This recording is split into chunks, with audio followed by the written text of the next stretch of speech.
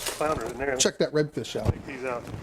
All right, well, we'll take the redfish and we'll take the trout. And I need a couple of flounders too. How many you want? 2 flounders. These guys have it all. They have Jerry Fort Seafood down here in Pascagoula. Look, gallons of oysters. You got crabs in there too, don't you? No, we got crab meat. Got crab meat. We ain't got no crab today. Oh, You want to put it there? we're gonna put them all in here. You think? Hey, is empty stuff? Yeah, that'll work. Yes.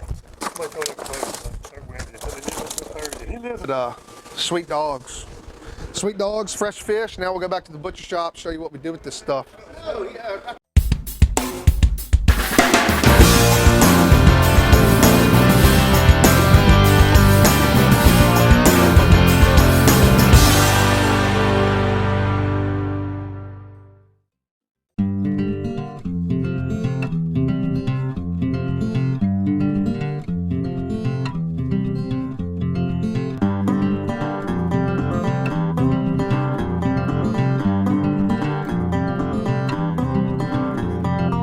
You know what, we've talked about it before. We go buy all this stuff right behind us.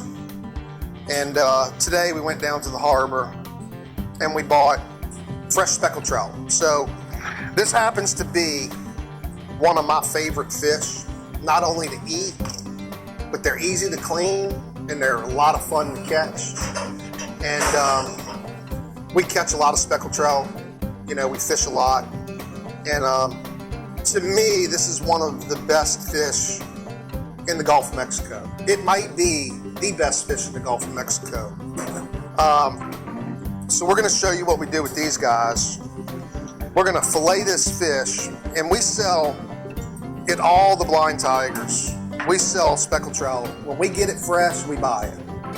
If they call me tomorrow and say, hey, we got 380 pounds of fresh trout that just hit the dock, we'll probably take 250 of it, clean it, invoice it, and immediately send it to the restaurants. Depending on the size of the fish, that kind of dictates what we do with it, okay? So this is just a standard old quick little fillet, but I'm gonna show you a couple neat things about this. And one of the best sellers that we have, or that we run in these kitchens, is a fried speckled trout sandwich.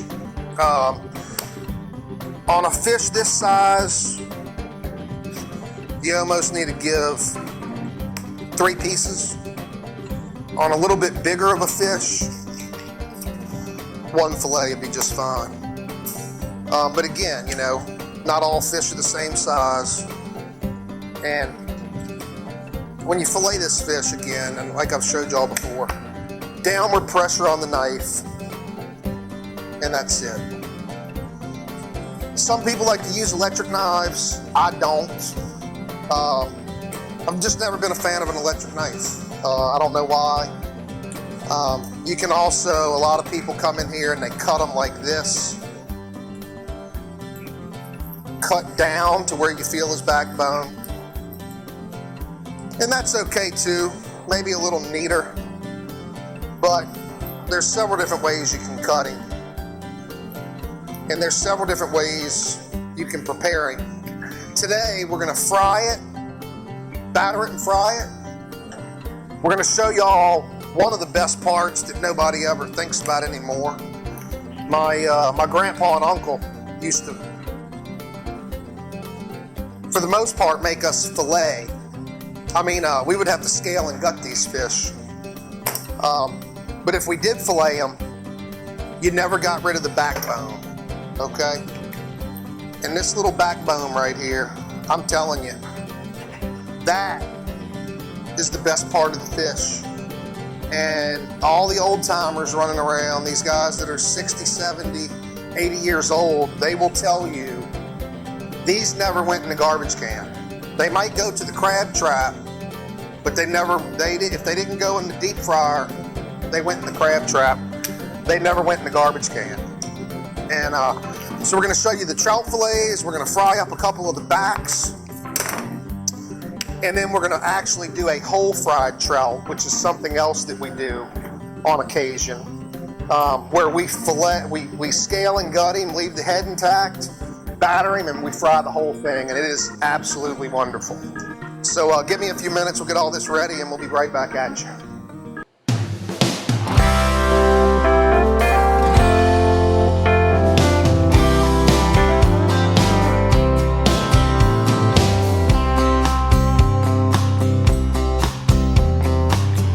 Alright, so look, we filleted those trout, and these, you know, these were smaller fish, smaller fillets, but nevertheless, an awesome piece of fresh fish. So, we've shown y'all this batter before.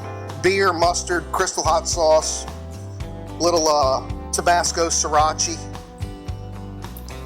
Set them in there, give them a good little toss, and then we just batter them. We always use a seasoned fish fry. I think we use Zatarain's or Louisiana. Both of those are really good. You can make your own. A lot of people, you can even fry these things in plain all-purpose flour with a little salt and pepper. That works good too. Cracker crumbs, you can flour, egg wash, breadcrumb them, whatever you want to do. Bake them. These little fillets. We need to do a show. We need to do a little episode on baked speckled trout too. That's a really fun way to do these things, you know, for the health conscious people. But it's just different, you know. I mean, a lot of these guys go out, you catch, you know, 3 or 4 men catch 30, 40 speckled trout. That's 80 fillets. And, you know, we always tell people, you can always catch more fish. Give the fish away to your neighbor, to your brother, sister-in-law, mother-in-law. Mother-in-law always appreciates a nice bag of fresh speckled trout, now I can promise you. But give it away when it's fresh before you freeze it. I mean, if you knew how many people ask us, well, we've had the speckled trout in the freezer. Well, I mean, get rid of it, thaw it out, fry it, dip it in cocktail sauce. But I mean, you know, if you're an avid fisherman or something, don't pack it, don't quart it and throw it away when you have to make room for the deer meat because you killed 2 deer in the middle of the wintertime. I mean, you know, when it's just so good when it's fresh. That's all I can say. So we're gonna walk them over to the fryer, and these little fillets now, they're gonna cook quick. And again, this is a heavy duty gas commercial grade fryer, so it's going to cook these fillets, you know, 2 to 3 minutes out the grease, fresh lemon juice, let it rip.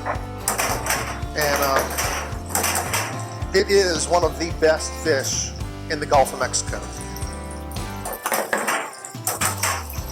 Okay, there we go.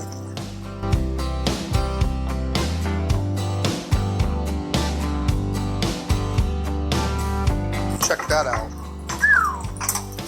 Man, wait till we eat this. That is one bad thing about this butcher shop is we eat really well around here. I can promise you. We don't, we're not gonna starve anytime soon. But look at those fillets. I mean, just so good. And put it on a sandwich at nighttime. We serve it with hand cut fries and blacken it, whatever you want to do. Can't go wrong. Thank you for watching.